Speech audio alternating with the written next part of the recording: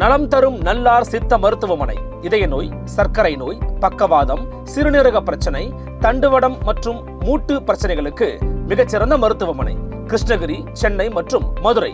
தொடர்புக்கு 8807666117 மற்றும் 8807666118.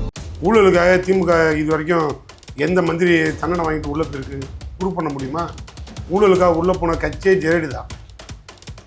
அதில் செங்கோட்டையன், அந்த செங்கோட்டையை தூக்கிட்டு போய் தன்னோட பக்கத்தில் உட்காந்து அவர் நடத்துகிற நிகழ்ச்சியில் போய் கம்பீரமாக நின்று ஆச்சா ஊச்சான்னு ஊழலை பற்றி பேசுறதுக்கு அவருக்கே கொஞ்சம் கூசணும். இதில் அமலாக்கத்துறை என்ன சொல்கிறாங்க அப்படின்னா, உடனே இதற்கு நடவடிக்கை எடுக்கணும் அப்படின்னு டிஜிபி அலுவலகத்துக்கு போகுது. ஆனால் வெங்கட்ராமன் அவர்கள் உடனடியாக மருத்துவமனையில் அனுமதிக்கப்படுறாரு. எனக்கு உடல்நலம் குன்றி இருக்கு அப்படின்னு சொல்கிறாரு. டிஜிபி உடனே மாற்றப்படுறாரு. இதில் சந்தேகம் வருது இல்லை? ஜெயலலிதா ஆஸ்பத்திரியில் படுத்திருக்க வரைக்கும் அந்த சுப்ரீம் கோர்ட்டில் கேஸ் ஒன்று பெண்டிங் இருந்து பாருங்க. கடைசி வரைக்கும் ஜட்ஜ்மெண்ட்டே வரலையே. அதிமுக ஆட்சியும் அப்படிதான் நடக்கும், திமுக ஆட்சியும் அப்படிதான் நடக்கும். கேட்காதீங்க அப்படின்னு நான் ஒரே ஒரு வார்த்தை, நீங்க இப்ப கேட்டதுக்கு எந்த முகாந்திரமும் கேட்டது. இளம் பெரியாரு அப்படின்னு ஒருத்தர் சொல்றாங்க. முதல்ல பெரியாருடைய ஸ்பெல்லிங் தெரியுமா? இவங்க பெரியார் இளம் பெரியார்னு சொல்லலாமா அப்படின்னு கடுமையான விமர்சனம் பண்ணியிருந்தாரு. இது எப்படி பார்க்கணும்? அந்தால நான் ஒரு அரை நிமிஷம் பார்ப்பேன். ஏன்னா அதுக்கு மேலே அவங்க ஒன்றும் விளக்கமே சொல்ல முடியாது. அவரெல்லாம் என்ன தெரியும் அரசியல்னா என்னென்ன ஆதரவு. இதே உதயநிதி ஸ்டாலின் அவர்கள் ராஜ்கவுண்டர் நடத்திய சமூக நீதி மாநாடு அப்படின்ற பேர்ல அந்த மாநாட்டில் கலந்து கொண்டு ராஜ்கவுண்டர் 19 முறை அவருடைய பேரை குறிப்பிட்டு பேசுறாரு. ராஜ்கவுண்டர் பேசும்போது பவானி சாகர் தொகுதியை தனி தொகுதியா மாத்திருந்தாலே எங்களுடைய சமூகம் அரசியல இருந்து அப்புறப்படுத்தப்பட்டிருக்கு அப்படின்னு சொல்றாரு. அது அவர் சொல்லியது தவறு அப்படின்னு குறிப்பிட்டு பேசல. இப்போ இதை எப்படி எடுத்துக்கிறது? இப்போ சமூக நீதியும் பேசக்கூடிய திமுக, பெரியார பின்பற்றக்கூடிய திமுக, இதை எப்படி பார்க்கறது? பின்தங்கி இருக்கு. அவர் இதே பேரை ஒரு தெருவுக்கு வச்சிருந்தா இதே துணை முதலமைச்சர் உதயநிதி இறங்கி போய் தார வச்சு இந்த கவுண்டருங்கிறத அடிச்சிருக்காரு. நீங்க ராஜ் கவுண்டர் குறிப்பிடுறீங்க, நான் ராஜ் தான் சொல்லுவேன் அப்படின்னு உதயநிதி ஸ்டாலின் அவர்கள் பேசியிருக்கலாமே. அது ஒரு பெரிய சப்ஜெக்டா நீங்க எடுக்க தேவையில்லை இல்லையா? அதுவே உடனே இது கவுண்டர்னு சோழன்னு வச்சுட்டா சோழ பரம்பரைன்னு வந்துருமா? இந்த தலைவனுக்கு வருது. வரக்கூடிய இளைஞர்கள், வரக்கூடிய ஒரு தலைவன், வளரும் தலைவன் பெரியாரோட கொள்கையை கையில் தூக்கி நிக்கட்டும் போட்டான். அப்படி பார்த்தா உதயநிதி நிற்கிறார். நாங்கள் பெரியாரோட பேரன், இன்னொரு வாழும் பெரியார் கிடைச்சிட்டாருன்னு நாங்கள் வசனம் பேசுகிறோம். இப்போ கூட போயிட்டு வந்துருக்கலாம். ஈரோடுக்கும் கரூருக்கும் எத்தனை கிளம்பு இப்போ போய் எட்டி பார்த்துருக்கலாம்ல. அதான் உங்க குடும்பத்தை நேரம் ஏன் போல பேசிட்டாரு. இப்போ அதுக்கு தான் நான் ஆரம்பத்துலன்னு சொன்னேன். தாவேக்காவலை எவன் செத்தாலும் பாடி பனையூரில் நடக்கும் செய்யும். இப்போ செவிலியர்கள் எங்களுக்கு நிரந்தர பணி வழங்கணும் அப்படின்னு போராட்டத்தில் ஈடுபட்டு இருக்காங்க. அமைச்சர் மாசு அவர்கள் என்ன சொல்லியிருக்காங்கன்னா, திமுக வாக்குறுதி கொடுத்துச்சு அப்படின்னா அதை நிறைவேற்றணுமா அப்படின்னு கேள்வி கேட்டிருக்காரு. இதை நான் எப்படி எடுத்துக்கிறது? முன்ன பேசுனதை விட்டுருவீங்க அமைச்சர், பின்னால் முடிக்கும் போது அதையும் விட்டுருவீங்க. இடையில ஒரே ஒரு வரியை கரெக்டாக கையில் வச்சுருக்கீங்க. எவனா கொடுக்குறாங்க. அப்போ திமுக ஆட்சிக்கு வருவதற்கு முன்பாக அந்த வாக்குறுதியை கொடுத்துருக்கவே தேவையில்லை. ஒன்றியத்தில் பாஜக ஆட்சி செய்து பாஜக இருக்கிற வரைக்கும் எங்களால் நிதி கொடுக்க முடியாது. எங்க கூட்டணியில் இருக்கக்கூடிய காங்கிரஸ் எப்போ ஒன்றியில் வருதோ அப்போ நாங்கள் கொடுக்குறோம்.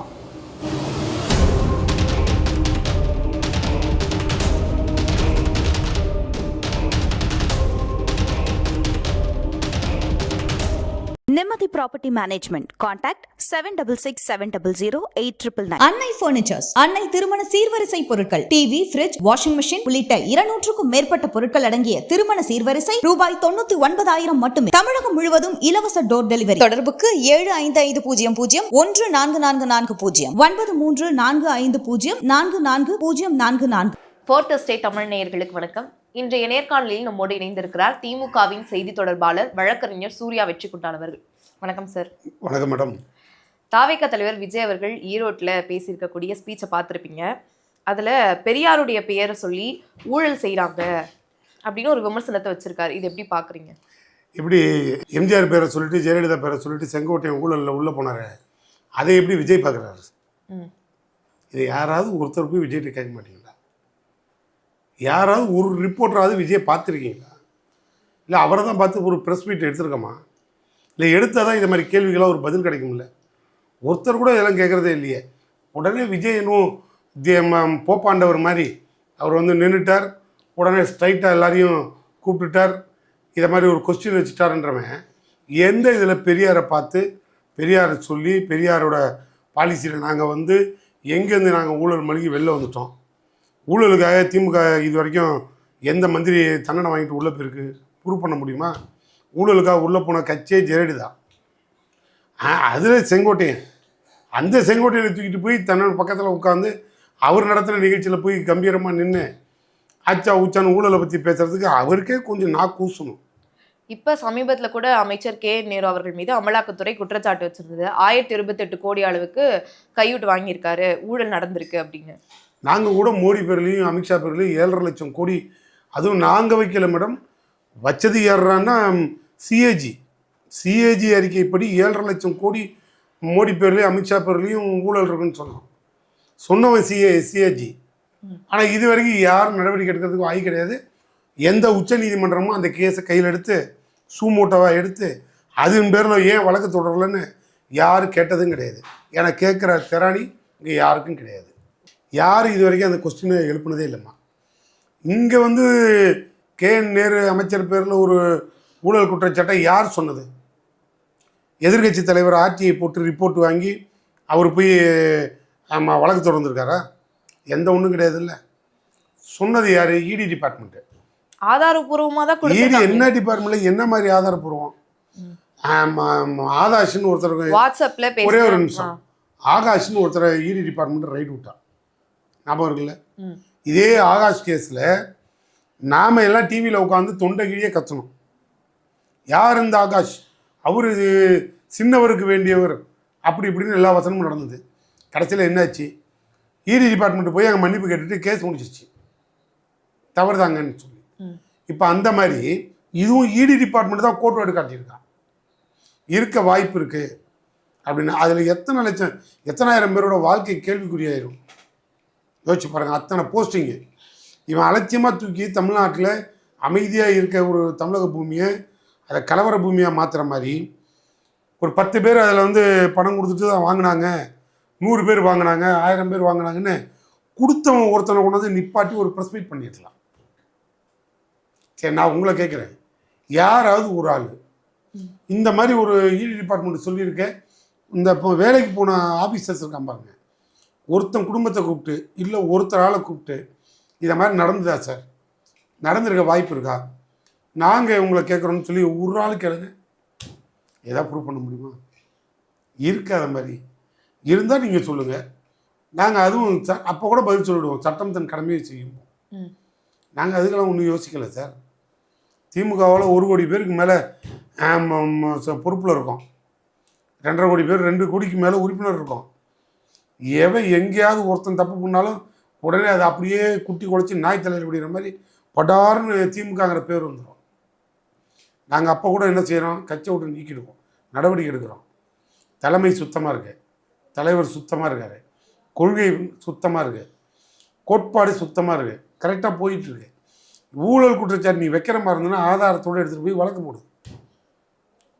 நாங்கள் யாரும் இல்லை, யார் மேலே குற்றச்சாட்டு வந்தாலும் அதை நிரூபிக்க வேண்டிய இடத்துலையும் குற்றம் குற்றச்சாட்டு சொன்னவங்களுக்கும் அதில் பங்கு உண்டு, குற்றச்சாட்டுன்னு யார் மேலே சுமத்தப்படுறாங்களோ அவங்களும் அதை நிரூபிக்கிறதுக்கு உண்டான பங்கு உண்டு. அதை அவங்க 2 பேரும் பார்த்துக்குவாங்க. இதில் அமலாக்கத்துறை என்ன சொல்றாங்க அப்படின்னா, உடனே வந்து இதற்கு நடவடிக்கை எடுக்கணும் அப்படின்னு டிஜிபி அலுவலகத்துக்கு போகுது. ஆனா வெங்கட்ராமன் அவர்கள் உடனடியாக மருத்துவமனையில அனுமதிக்கப்படுறாரு, எனக்கு உடல்நலம் வந்து குன்றிருக்கு அப்படின்னு சொல்றாரு. டிஜிபி உடனே வந்து மாற்றப்படுறாரு. இதுல சந்தேகம் வருது இல்ல? ஜெயலலிதா ஆஸ்பத்திரியில் படுத்திருக்க வரைக்கும் அந்த சுப்ரீம் கோர்ட்டில் கேஸ் ஒன்று பெண்டிங் இருந்து பாருங்க, ஜட்ஜ்மெண்ட்டு கடைசி வரைக்கும் ஜட்ஜ்மெண்ட்டே வரலையம்மா. அப்போ உங்களுக்கு சந்தேகம் வரல? அந்த மாதிரி இறந்த உடனே அப்படியே சசிகலா சீஃப் மினிஸ்டர் ஆக போகிறாங்கன்னு தெரிஞ்ச உடனே நீதியரசரும் வந்துட்டார், நீதியும் வந்துருச்சு, உடனே தண்டனையும் வந்துருச்சு. அது எப்படிம்மா மோடியோட லீலைன்னு ஒத்துக்கிறீங்களா? சொல்லி உன் மனசாட்சியோட நியாயம்னு நீ சொல்லு. அப்ப அதிமுக ஆட்சியிலும் அப்படிதான் நடக்கும், திமுக ஆட்சியிலும் அப்படிதான் நடக்கும், கேட்காதீங்க அப்படின்னு நான் ஒரே ஒரு வார்த்தை, நீங்க இப்ப கேட்டதுக்கு எந்த முகாந்திரமும் எங்கள்கிட்ட இல்லை. டிஜிபி உடம்பு செல்ல போய் படுத்துக்கிட்டாரு, இந்த டிஜிபி இன்னொருத்தர் வர போறாரு, அவ்வளவுதானே, கேஸ் முடியல. இப்ப யாரும் சட்டமன்ற தேர்தல் வர வரைக்கும் கேஸ் முடியல, யாரும் உள்ள போல, யாரும் வெளில வரல. நாளைக்கு கூட நீங்கள் அந்த கேஸை போடுங்க, புரியுதா? நாங்கள் தான் ஃபேஸ் பண்ண ரெடின்ட்டோம். நான் கேட்ட கேள்வி, இதே மோடியோட சர்க்காரத்தில் இதே உச்சநீதிமன்றத்தோட தீர்ப்பு என்னைக்கு வெளில வரும்? ஜெயலலிதா இறந்து ஜெயலலிதா பாடியை மோடி வந்து அடக்கம் பண்ணிவிட்டு அதுக்கப்புறம் மோடி போய் ஜட்ஜிங்கள்கிட்ட சொல்லி தீர்ப்பை இனிமேல் நிறுத்தி வைக்காத, ரிலீஸ் பண்ணு அப்படின்னு சொல்லிட்டாரா? நீங்கள் ஏற்றுக்கிறீங்களா? அப்படி தான் அவ்வளோ கேவலமாக இந்திய நாட்டோட சட்டமும் இருக்குது. சரி, அதே ஈரோடு மக்கள் சந்திப்பில் வந்து ஆதவர்ஜுனா என்ன சொல்லியிருந்தாருன்னா, இளம் பெரியாரு அப்படின்னு ஒருத்தர் சொல்கிறாங்க, முதல்ல பெரியாருடைய ஸ்பெல்லிங் தெரியுமா, இவங்க பெரியார் இளம் பெரியார்னு சொல்லலாமா அப்படின்னு கடுமையான விமர்சனம் பண்ணியிருந்தாரு. இது எப்படி பார்க்குறீங்க? அந்தால நான் ஒரு அரலூசாக பார்ப்பேன். ஏன்னா அதுக்கு மேலே அவனுக்கு இன்னும் விளக்கமே சொல்ல முடியாது. அவரெல்லாம் என்ன தெரியும் அரசியல்னால் என்னென்னா ஆதவர்ஜுனாவுக்கு தெரியுமா? ஆதவர்ஜுனாவோட பின்னணி என்ன, உன்னோட வரலாறு புயல் என்னன்னு நீங்களே உங்களை சுய பரிசோதனை செய்து பாருங்கள். இவ்வளோ பெரிய லார்டு லபகுதாஸ் மாதிரி ஒரு பெரிய ஜாம்பவான் மாதிரி செலவு பண்ணிக்கிட்டு வசதி வாய்ப்போட போகிறீங்களே, நீங்கள் உங்கள் பிறப்பால் வந்த வசதி வாய்ப்பாது, இணைப்பால் வந்த வசதி வாய்ப்பு, ஒரு காதலுங்கிற ஒரு லீலையில் வந்த வசதி வாய்ப்பு, அதெல்லாம் நீங்கள் கையில் தூக்கிட்டு வந்து ஒரு 1000 பேருக்கு வேலை கொடுத்துட்டு நீ பேசாமல் போயிருக்கலாம். நீ வந்து பல கோடியை செலவு பண்ணிட்டு அரசியல்வாதியாக மாறி என்ன நீ மொழிக்காக போராடினவனா ஆதவர்ஜுனா? நீங்கள் சொல்லுங்கள். இல்லை இந்திய எதிர்ப்பு போராட்டத்துக்கு போனாரா? இல்லை இங்கே இது வரைக்கும் ஏதாவது மக்கள் பிரச்சனைக்காக ஜெயிலுக்கு போய் சந்தேக கேஸாக உள்ளே போயிருக்க வரலாறு உண்டா? எதிரியாவது இருக்கா? லாட்ரி சீட்டு கேஸில் வேணால் உள்ளே போயிருக்கலாம், மாமனார் பண்ண கேஸ் வேணால் மருமகன் சந்தேகத்தில் கைதாகிருக்கலாம். ஒரு தியாக வரலாறு உங்களுக்கு இருக்குன்னு சொல்லுங்க தமிழ்நாட்டில். நீ கேட்குற கேள்விக்கு ஏன் தகுதிக்கு நான் பதில் சொல்ல ரெடி. நீ உன்கிட்ட கையில் இருக்க காசு இருக்குன்னா இப்போ இனிமேல் அரசியல் பணக்காரன்றதாம்மா இருக்குது. பணக்காரன் நோக்கி தான் அரசியல் பயணிக்குது. அந்த தலையெழுத்து அது கேவலம். இன்றைக்கி எல்லாரும் நாங்கள் பதில் சொல்கிறதுக்கு விட்டோம். அப்படி பார்த்தா இவன்ட்ட இருக்க பணம், அந்த பணமும் யார் பணம்? உனக்கு பிறப்பால் வந்ததில் இணைப்பால் வந்ததுன்னு சொன்னேன். லாட்டரி சீட்டு பணம் அது எடுத்துகிட்டு போய் பல கோடியில் அங்கே விடுதலை சிறுத்தைகளை செலவு பண்ணேன். அங்கே அவர் இருந்து பார்த்து எல்லா நிர்வாகத்துக்கு வெளில போட்டான். இது பணக்காரன் கட்சி கிடையாதுரா, இது ஏழை கட்சி, இது ஏழைக்காக நாங்கள் ஒருத்தர் உண்டான்னு நீ வெளில வந்துட்ட. வந்த பிறகு நேராக நடிகர் விஜய்கிட்ட போய் நீ செலவு பண்ணிகிட்டு இருக்க, கையில் பணம் இருக்கு, நீ ஓடிட்டுருக்க. உன்னை விட அறிவாளி அந்த கட்சியில் 10 பேர் இருக்கான், ஆனால் இருக்கடம் தெரியாமல் இருக்கான். ஏன் காரணம்? ஓன்றிருக்க துட்டுக்குன்னு அதனால் துட்டுன்னு ஓடிக்கிட்டு இருக்கு. இருக்கிற வரைக்கும் நீ செலவு பண்ணு. காசு இருக்கவனுக்கெல்லாம் அறிவு இருக்கும், அவன்லாம் ஒரு அரசியல்வாதின்னு நான் மதித்து பதில் சொல்கிறதுக்கு நான் ரெடியாக இல்லை. பணக்காரன்ட்ட என்ன இருக்குங்கிறது எனக்கு தெரியும். அதில் ஏகாதிபத்தியம் தான் இருக்குது, சனாதானம் இருக்குது அவங்ககிட்ட. எங்ககிட்ட அதை ஒழிக்கிறதுக்கு உண்டான தலைமை இருக்காரு. இதுதான் அவன் சொன்ன கேள்விக்கான பதில். நான் ஆதவர்ஜுனாகிட்டையும் சனாதனம் தான் இருக்குது, அங்கே சங்கிகள் தான் இருக்கான். சனாதனமும் சங்கியும் இருக்குது. ஏன்னா வந்த பணம் அப்படி. உனக்கு என்ன பதவி தேடி நீ செலவு பண்ணிகிட்ருக்கியோ அந்த தாக்கத்தை நோக்கி ஓடிக்கிட்டு இருக்க. அதுக்கு எவன் ஒருத்தன் மாசு இருக்குது? ஆதவர்ஜுனாவுக்கு மாசு, அந்த நடிகனுக்கு ஒரு மாசு. கூட்டத்தை கூட்ட வேண்டியது உன் காசு கொடுத்து உன் வேலை. அதில் ஏன் இன்னும் நீ கத்திக்கிட்டு இருக்க? அந்த ஆளும் 4 தாட்டி ஒரு ஊருக்கு போனான்னா 4வது தாட்டி 40 பேரோட அந்த ஆளையும் பார்க்க மாட்டான் நடிகர் விஜயம். இதெல்லாம் ஒரு ஒன்றும் அரசியல் தலைவர்கள் மாதிரி உள்ள ஒரு அரசியல்வாதிகள் மாதிரி நம்ம கற்பனையே பண்ணக்கூடாது. ஆனால் திமுகவும் பெரியாரை வந்து ஃபாலோ பண்ணுறாங்களா, அவருடைய பின்தொண்டலாக இருக்காங்களா அப்படின்னு பார்த்தா கேள்விக்குறிதான் வருது. ஏன்னா 1929ஆம் ஆண்டு பெரியார் அவர்கள் தன்னுடைய பேருக்கு பின்னாடி இருக்கக்கூடிய சாதியை வந்து துறக்கிறேன் அப்படின்னு திறந்திருந்தார். இதே உதயநிதி ஸ்டாலின் அவர்கள் ராஜ்கவுண்டர் நடத்திய சமூக நீதி மாநாடு அப்படின்ற பேரில் அந்த மாநாட்டில் கலந்து கொண்டு ராஜ்கவுண்டர் 19 முறை வந்து அவருடைய பேரை குறிப்பிட்டு பேசுகிறாரு. ராஜ்கவுண்டர் பேசும்போது பவானிசாகர் தொகுதியை வந்து தனி தொகுதியாக மாற்றிருந்தாலே எங்களுடைய சமூகம் வந்து அரசியலேருந்து அப்புறப்படுத்தப்பட்டிருக்கு அப்படின்னு சொல்கிறாரு. அது அவர் சொல்லியது வந்து தவறு அப்படின்னு குறிப்பிட்டு பேசல. இப்போ இது எப்படி எடுத்துக்கிறது? இப்போ சமூக நீதியும் பேசக்கூடிய திமுக, பெரியாரை பின்பற்றக்கூடிய திமுக, இதை எப்படி பார்க்கறது? பின்தங்கி இருக்கிறதுல இந்த சமூக நீதினு சொல்கிறீங்க, சமூகம்னு ஒன்று இருக்குல்ல, அது அந்த ஒடுக்கப்பட்ட சமூகம், பிற்படுத்தப்பட்ட சமூகம், தாழ்த்தப்பட்ட சமூகம்னு ஒன்று வருது இல்லை. சமூக ரீதியாக ஒரு நீதி இருக்கணும். அது அந்த அந்த கூட்டு கோஆப்ரேட்டிவ் மாதிரி அதுக்கான நீதின்னு சொல்லிட்டு தான் இடஒதுக்கீடு கொடுக்குறோம். தனிப்பட்ட முறையில் ராஜ் கவுண்டருக்கு மட்டும் 8% இடஒதுக்கீடு, 3% இடஒதுக்கீடு கொடுக்கல. அந்த சமூகம் ஒடுக்கப்பட்ட நிலையில் அந்த இயற்கை வளம் அங்கே இல்லை, உண்டான பொருளாதார வளர்ச்சி இல்லை, இது ரொம்ப ஒடுக்கப்பட்டிருக்கு, தாழ்த்தப்பட்டிருக்கு, விளிம்பு நிலையில் இருக்குது. இதுக்காக அந்த சமூகத்துக்குன்னு ஒரு இடஒதுக்கீட்டை கொடுக்குறோம். இதை வந்து நாங்கள் சமூக ரீதியாக ஒதுக்குறதுனால அது சமூக நீதின்னு சொல்லி ஒவ்வொரு சமூகத்துக்கு உண்டான நீதியாக தான் பார்த்தோம். இங்கே வந்து நான் அந்த கோட்பாடில் கூட பார்க்கல. அந்த நிகழ்ச்சிக்கு ஏன் போனார்னா, அந்த மக்கள் விரும்பி அழைத்தார்கள். அந்த தலைவன் எழுந்திரிச்சு ஓடி போய் அது வந்து ஜாதி சங்க கூட்டமாக அவர் நடத்தலை. நல்லா ஒன்று பார்க்கணும், சமூக கூட்டம் ஜாதி சங்க கூட்டம்னு நடத்தலை. பேர் என்ன பேருங்கிறது மெயின். அந்த ஆள் பேரை அப்படி வச்சுக்கிட்டாருன்னா நான் அதை விட்டுட்டு அந்த மேடையில் போய் அந்த பேரை ஒதுக்கிட்டு இந்த பேரை தான் சொல்லுன்றது நீதி இல்லை. அவர் இதே பேரை ஒரு தெருவுக்கு வச்சுருந்தா இதே துணை முதலமைச்சர் உதயநிதி இறங்கி போய் தார வச்சு அந்த கவுண்டருங்கிறத அடிச்சிருப்பாரு. நீங்க ராஜ் கவுண்டர்னு குறிப்பிடுறீங்க, நான் ராஜ் தான் சொல்லுவேன் அப்படின்னு உதயநிதி ஸ்டாலின் அவர்கள் பேசியிருக்கலாமே. அது ஒரு பெரிய சப்ஜெக்டாக நீங்கள் எடுக்க தேவையில்லை, புரியுதா இல்லையா? அதுவே உடனே இது கவுண்டர்னு சோழன் வச்சுட்டா சோழ பரம்பரைன்னு வந்துடுமா? சோழன் வச்சுட்டா சோழ பரம்பரை ஜாதின்னு பார்த்தா ஒரு ஆயிரக்கணக்கான ஜாதிக்கு பேர் இருக்கு. புரியுதா? நாங்கள் அதெல்லாம் இல்லை, மற்றவனுக்கு தொந்தரவு கொடுக்குற மாதிரி, மற்றவன் மனநிலை பாதிக்கிற மாதிரி உன் ஜாதியை நீ கொண்டு போய் திணிக்காத, திணிச்சு ஆதிக்கம் செலுத்தாத. அப்படி செலுத்தினா அந்த பேரை ஆடுறா அப்படின்னு தான் நாங்கள் தெரு வாரியாக பேர் எடுத்தோம். பக்குவமாக சொல்லிட்டோம். உடனே கேட்பீங்க ஜிடி நாயுடுன்னு ஏன் அந்த பாலத்துக்கு போய் நாயுடு பேரை வச்சிங்க?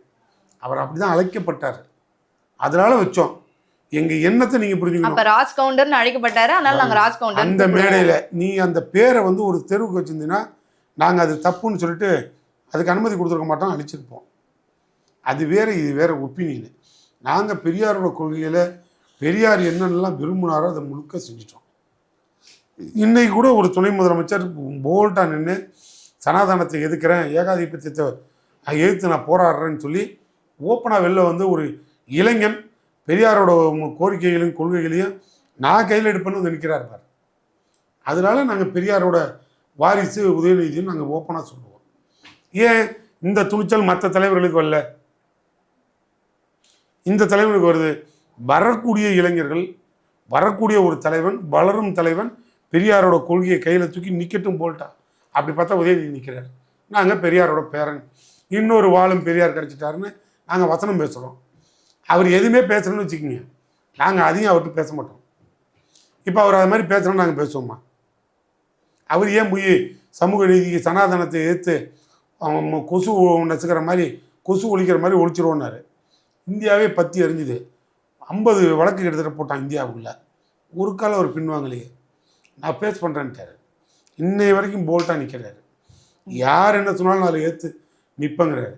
இந்த துணிச்சல் உள்ள ஒரு காரணத்தினால தான் அவரை நாங்கள் தலைவருங்கிறோம், அவரை நாங்கள் பெரியாரோட கொள்கை வாரிசுன்னு சொல்கிறோம். நாங்கள் சரியாக தான் இருக்கோம்.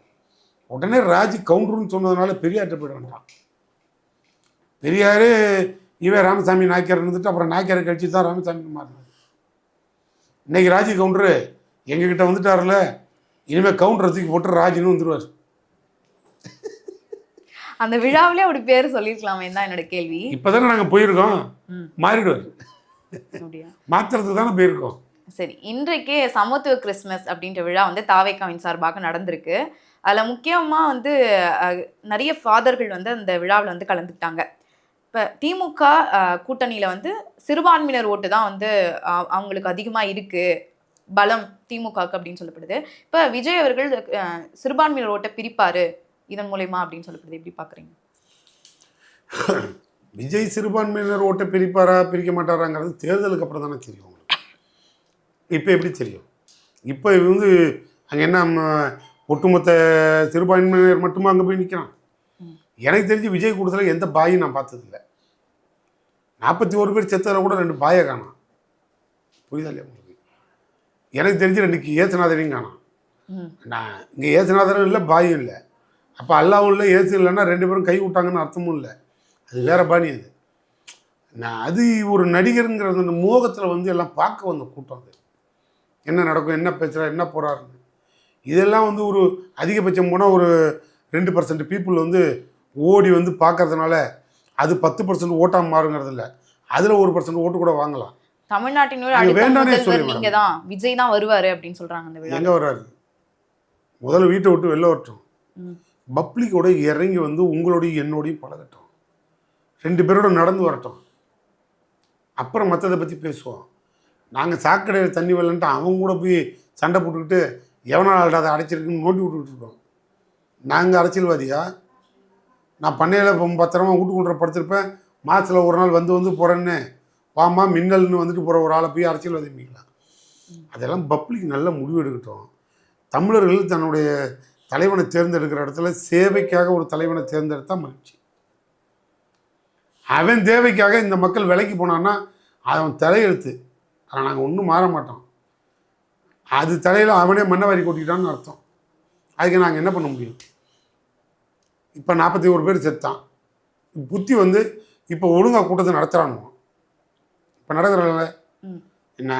இது இனிமேல் ஒவ்வொரு கட்டமாக வரட்டும். ஏன் இப்போ ஈரோடு வரைக்கும் போன நீ இங்கே உனக்கு இருந்த ஒரு மரண துணிச்சல் அறிவு ஏன் அந்த கரூரில் செத்து போனவங்க வீட்டுக்கு போகிறதுல என்ன அர்த்தம்? இப்போ கூட போயிட்டு வந்துருக்கலாம்ல. ஈரோடுக்கும் கரூருக்கும் எத்தனை கிலோமீட்டர்? இப்போ போய் எட்டி பார்த்துருக்கலாம்ல. அதான் அவங்க குடும்பத்தை நேராக ஏன் போல பேசிட்டாரே. இப்போ அதுக்கு தான் நான் ஆரம்பத்துலன்னு சொன்னேன். தாவேக்காவில் எவன் செத்தாலும் பாடி பனையூரில் அடக்கம் செய்யப்படும். பாடி எடுத்துட்டு நேராக பனையூர் பங்களா போகலாம். விஜய் அங்கேயே மாலை போடுவார், அங்கேயே கல்லறையும் கட்டி வச்சுருக்காரு, அங்கேயே அடக்கம் மட்டும் வந்துடலாம். இது அவங்க பாலிசி. இது நானே சொல்லிட்டேன். அது அவங்க கட்சியோட தீர்மானம், தாவேக்காவின் தீர்மானம் அப்படின்னு டைட்டிலே போட்டு சொல்லுங்கள். அந்த தொண்டர்களுக்கு தெரியட்டுன்றேன் நான். புரியுதா இல்லையா? நான் நியாயமான கேள்வி தானே உங்கள்கிட்ட கேட்டேன். ஏம்மா ஈரோடு வரைக்கும் போன இவன் இருந்தாலும் நேராக கரூரில் போய் இப்போ கூட பார்த்துட்டு வந்துருக்கலாமே, உங்கள் மரியாதை இருந்திருக்கணும். அதை விட்டுட்டு அங்கே வர சொன்ன நீ. அப்போ நான் இதை தான் எனக்கு ஒரு புரிதலுக்காக சொல்கிறேன். இப்போ செவிலியர்கள் வந்து எங்களுக்கு நிரந்தர பணி வழங்கணும் அப்படின்னு போராட்டத்தில் ஈடுபட்டு இருக்காங்க. அமைச்சர் மாசு அவர்கள் என்ன சொல்லியிருக்காருன்னா, திமுக வந்து வாக்குறுதி கொடுத்துச்சு அப்படின்னா அதை நிறைவேற்றணுமா அப்படின்னு கேள்வி கேட்டிருக்காரு. இதை நான் எப்படி எடுத்துக்கிறது? முன்ன பேசுனதை விட்டுருவீங்க அமைச்சர், பின்னால் முடிக்கும்போது அதையும் விட்டுருவீங்க. இடையில ஒரே ஒரு வரியை கரெக்டாக கையில் எடுத்துருவீங்க. அது முன்னையும் பின்னையும் என்ன லிங்க் இருக்குன்னு பார்த்தாலும் அந்த வரிக்கு லிங்க் தெரியும். அந்த வரியோட அர்த்தம் புரியும். நீங்கள் இப்போ முட்டையை என்ன இதை கேட்டீங்க, கொடுத்தா நாங்கள் வாக்குறுதியை நிறைவேற்றணுமான்னு. வாக்குறுதி கொடுக்கறதே நிறைவேற்ற தான். புரியுதா இல்லையா? நிறைவேற்றுவதற்கான அரசியலமைப்பு சட்டத்தை அரசியலை பண்ணுறது தான் இங்கே அரசியலமைப்பு சட்டப்படி போகிறோம். நாங்கள் என்ன கேட்குறோம், கொடுத்த வாக்குறுதிகளில் ஒரு 90% ஃபில் பண்ணிட்டோம். மீதி ஒரு 10-20% கூட வச்சுக்குவோம், 80 வச்சுக்குவோம், 10-20 வச்சுக்குவோம். ஏன் இதை ஃபில் பண்ணலன்னு நினைக்கிறீங்க? நான் உங்களுக்கு ஒரு உண்மையை சொல்லவா? வேறு யாரும் காரணம் இல்லை. இதுக்கெல்லாம் பொருளாதார ரீதியாக இருக்கிற பிரச்சனைகள் ஒரு பக்கம் வச்சுக்குவோம். இந்த பொருளாதாரத்தை சரி பண்ணி கொடுக்க வேண்டிய இடத்துல எங்கேருந்து நிதி வரணும்னு சொன்னால் ஒன்றிய அரசுகிட்டேருந்து ஒன்று அனுமதி வரணும். ஒரு விஷயம், ஒரு சில ஸ்கீம்ஸ்க்கு. அதே நேரம் ஒன்றிய அரசுகிட்டேருந்து மசோதாவே போட்டு நாங்கள் ஆளுநருக்கு அனுப்பினாலும் ஆளுநர் அதை ஃபில் பண்ணி நிரப்பி அதை அனுப்பி எங்களுக்கு அனுமதி கொடுக்கணும். இந்த பல பிரச்சனையினால இந்த மாதிரி சர்ச்சைகள்லாம் வரும். எங்களுக்கு இந்த ஃபண்டு மட்டும் ஃப்ளோ வந்திருந்தா கொடுத்த அத்தனை பேர் இந்த மாதிரி ஒரு போராட்டமே நடத்தப்பட்டிருக்க மாட்டோம். இதெல்லாம் யார் காரணம்னு நினைக்கிறீங்க? திமுக ஆட்சிக்கு சங்கு ஊதப்படும் சொல்லி பேசினாலும் சிபி சண்முகம். சங்கு ஊதுன்னா என்ன அர்த்தம்? நீ திமுகவுக்கு சங்கு ஊதுன்னு சொல்லு, என் கட்சி பிடிக்கல நீ பேசுறன்னு ஒத்துக்கிறேன்.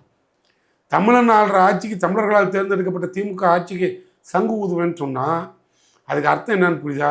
நீ கொண்டு வந்த அத்தனை பாலிசிக்கும் நாங்கள் பணம் கொடுக்க விடாமல் சங்கு ஊதுவோன்னு அர்த்தம்.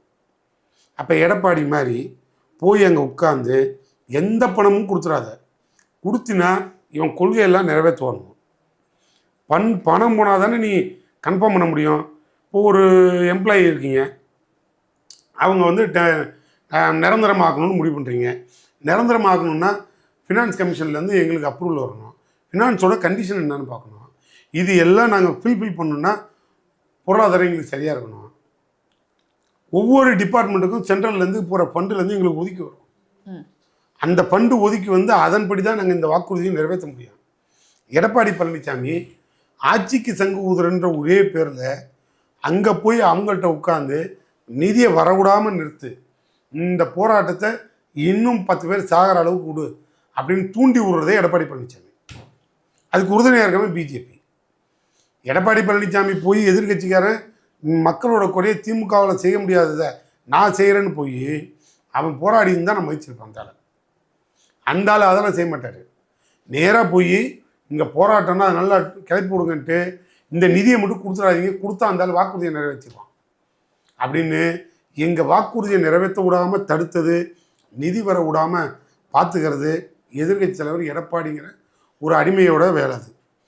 அதுக்கு உறுதுணையாக இருக்க வந்து பிஜேபி ஒன்றிய அரசும். இதை வந்து நாங்கள் எப்படி போய் இந்த மக்களுக்கு புரிய வைக்கிறது? நாங்கள் ஒரு கேட்காமலே இவ்வளோ பிள்ளைகளுக்கு நிதி கொடுக்குறோம், எல்லோரும் கொடுக்குறோம். இப்போ மாதம் 1000 ரூபா பெண்களுக்கு கொடுக்குறோம். இதெல்லாம் யாரை கேட்குறோம்? கொடுத்த வாக்குறுதி. எதை வேணாலும் வயிற்ற கட்டு வாயை கட்டு பணத்தை கொடுக்குறோம்.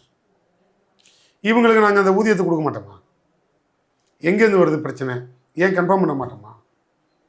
படிக்கிற ஹையர் எஜுகேஷனுக்காக 1000 ரூபா கொடுக்குறோம், பயிலூருக்கு 1000 ரூபா கொடுக்குறோம். இது எல்லாம் செஞ்சுட்டு வரோங்க. ஏன் இதை உங்களுக்கு செய்ய மாட்டோம்? எங்கே முட்டுக்கட்டையை உதைக்குதுன்னா ரொட்டீனாக துறைக்கு வர வேண்டியது வரல. தடுக்கிற யாருன்னா இவர். அதனால் அவர் நாங்கள் வாக்குறுதி கொடுத்துட்டோம், கொடுத்த வாக்குறுதியை நாங்கள் நிறைவேற்றணுமா அப்படின்னு நீங்கள் நினச்சிங்கன்னா இந்த கேள்விக்கு ஒன்றிய அரசுலேருந்து வர வேண்டிய ஃபண்டு வரல, வந்தால் நாங்கள் நிறைவேற்றாமல் இருப்போமா அப்படின்னு தான் பதில். 1000 ரூபாய் கொடுக்கறதுக்கு மட்டும் தமிழ்நாட்டு அரசுக்கு நிதி இருக்கு அப்படின்னு சொல்லப்படுது.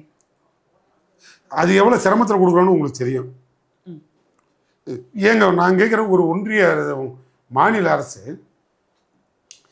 ஒன்றிய நிதி அமைச்சரை எதிர்த்து நாங்கள் ஒவ்வொரு மாநிலத்துக்கும் ஒரு பார்சியாலிட்டி பார்க்குறீங்க. மொழிக்கு ஒதுக்குற ஃபண்டை கூட நீங்கள் அங்கே ஒதுக்குறீங்க, இங்கே தடுக்குறீங்க. மருத்துவத்துக்கு ஒதுக்குற ஃபண்டை கூட அங்கே ஒதுக்குறீங்க, இங்கே தடுக்குறீங்க. எங்கே ஒதுக்குறீங்க? ஊபிக்கு ஒதுக்குறீங்க, குஜராத்துக்கு ஒதுக்குறீங்க. ஆனால் தமிழ்நாட்டுக்கு தடுக்குறீங்க. உங்களுக்கு வருமானம் எங்கேருந்து அதிகமாக வருது? ஒன்றிய அரசுக்கு இங்கேருந்து தான் உங்களுக்கு வருமானமே வருது. இங்கேருந்து வர வருமானத்தை வாங்கி மாநிலங்கள் முழுக்க கொடுக்குற வருமானம் தான் ஒன்றிய அரசுக்கு வருமானம். தமிழ்நாட்டிலேருந்து அவ்வளோ நிதி கொடுக்குறோம். ஆனால் நீ அந்த நிதி எடுத்து அவன் நலிவடைஞ்சிருக்கான்னு சொல்லி அவனுக்கு கொடுக்குற, இங்கே சுத்தமாக நிறுத்துற. உனக்கு சந்திரபாபு நாயுடு தெம்பில் தான் ஆட்சி நடத்துதுங்கிறதுனால 15,000 கோடி ஃப்ரீ ஃப்ளோ ஃபண்டு கொடுக்குற. எவனா கொடுக்குறாங்க? அப்போ திமுக வந்து ஆட்சிக்கு வருவதற்கு முன்பாக அந்த வாக்குறுதியை கொடுத்துருக்கவே தேவையில்லைல்ல.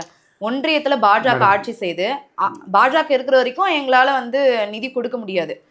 எங்க கூட்டணியில் இருக்கக்கூடிய காங்கிரஸ் எப்போ வந்து ஒன்றியில் வருதோ அப்போ நாங்கள் கொடுக்குறோம், நாங்கள் இது வரைக்கும் முயற்சி பண்ணுறோம் அப்படின்னு சொல்லிக்கலாம்ல. ஒன்றே ஒன்று நல்லா புரிஞ்சுக்கணும்.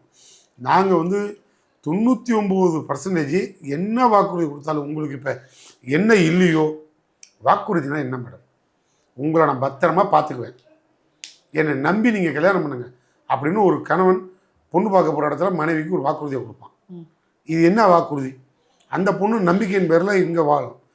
நடைமுறையில் அந்த பொண்ணுக்கும் புரிதல் இருக்கும், இவருக்கும் புரிதல் இருக்கும். புருஷன் நல்லவனா கெட்டவனா இவன்ட்டு இருந்திருந்தால் அவன் சொன்னதை எனக்கு செஞ்சு கொடுத்துருப்பான். அந்த ஒரு புரிதல் இருக்குல்ல, இது ஒரு குடும்பம். இது மாதிரி தான் அரசாங்கமும். நீங்கள் நினைக்கிறதே தப்பு.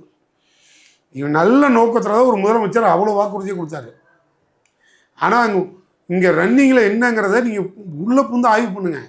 ஒரு முதலமைச்சர் நான் கொடுத்த செய்ய மாட்டேன், நான் ஏன் அவனுக்கு செய்யணும், அதெல்லாம் முடியாது அப்படின்லாம் சொல்லலையே. இப்பையும் அதுக்கான போராட்டத்தை அவர் அறிவித்து அவர் நிதி கொடுக்கலன்னு சொல்லி அங்கே போராடுறாரு. அப்போ என்ன அர்த்தம்? திமுக அரசுக்கு உங்களுக்கு கொடுக்குறதுல மனசு இருக்குது, கொடுக்கறதுக்கான களமும் இருக்குது, போராட்ட களமும் இருக்குது, போராடிக்கிட்டு இருக்காரு. அவன் கொடுக்க விடாமல் தடுத்துக்கிட்டு இருக்கான். இந்த தமிழ்நாட்டு மக்களுக்கு அவ்வளவும் புரிதல் இருக்குது. நீங்கள் ஒன்றும் கவலைப்படாதீங்க. இதனால் யாருக்கு ஆபத்து வரும்னு நினைக்கிறீங்க? கொடுத்த வாக்குறுதியை நிறைவேறலைன்னா திமுகவுக்கு தானே ஆபத்து. ஆமாம், அதில் உங்களுக்கு சந்தேகம் இல்லை. மகிழ்ச்சியாக இருக்குது பிஜேபிக்கு எடப்பாடிக்கும் தானே, அதுலேயும் உங்களுக்கு டவுட்டு இல்லை. எதிர்கட்சிக்காரன் மகிழ்ச்சியாக இருக்கலாம், இல்லை ஆளுங்கட்சிக்காரன் தானே வருத்தப்படணும். நீ ஏன் வருத்தப்படுற? நான் கேட்குறேன். இப்போ இது எடப்பாடி உனக்கு என்ன வருத்தம்? நான் தான் சொல்லிட்டேன், இங்கே ஊதுற சங்கே நீ தான். அப்போ நீ தான் இவ்வளவும் காரணம்னு சொல்கிறேன். இருந்தாலும் நீ சந்தோஷப்படணும். ஏன் நாங்கள் தான் வாக்குறுதியை நிறைவேற்றலையே, முடிஞ்ச அனுப்பி மக்கள்கிட்ட சொல்லிப்பார், அவங்க நம்பட்டோம். ஏன் நாங்கள் இந்த வாக்குறுதியை நிறைவேற்றலை? பார்லிமெண்ட்டில் யாருக்கு மக்கள் ஓட்டு போட்டுது சொல்லுங்கள். நீட்டை நிறைவேற்றுறேன் நீங்கள், பார்லிமெண்ட்டில் யாருக்கு மக்கள் வாக்கு போட்டுது? உள்ளாட்சியில் யாருக்கு மக்கள் வாக்கு போட்டுது? மக்களுக்கு புரிதல் இருக்குது, திமுக மேலே நம்பிக்கை இருக்குது. திமுக தலைவர் அப்பழுக்கற்ற தலைவராக இருக்காருன்னு ஒரு அசாத்திய நம்பிக்கை. இன்னைக்கு இல்லை நாளைக்கு செய்வார். சொல்லாததெல்லாம் செய்கிறாரு, கண்டிப்பாக சொன்னதையும் செய்வார். அதோட விட்டுறலாம். சரி, பார்க்கலாம். எடப்பாடி மகிழ்ச்சியாக இருக்கலாம்.